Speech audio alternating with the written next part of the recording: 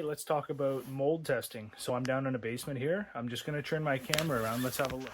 So this is a brand new house. So you can see here that these joists, all this structure has been sprayed white.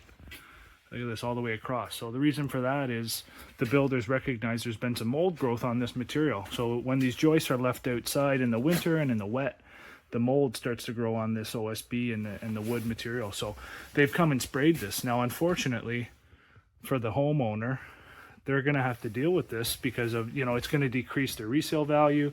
It could affect air quality in the house. So look, they haven't removed any of the ductwork. And if you have a look up in there, there's areas of the structure that aren't even treated. So there's probably still some mold growth present. So what are we doing? We're in here today.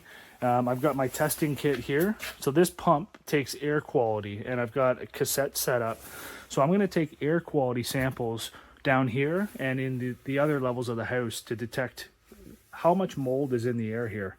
And because this family is going to be moving in with a young child, we want to make sure that everybody's safe. So mold testing, super important. We might also take some swab samples here. You can just see the builder didn't take this insulation down. And look, there's areas there, it may not be visible mold necessarily there, but it could be behind any of this insulation. So although they did a treatment, they did a half-assed job, and they should have really taken all this insulation down and done it the right way, but they've just done it halfway. So no good for these people who spent a lot of money on this house. So we're going to do the mold test, and we're going to find what the lab says, how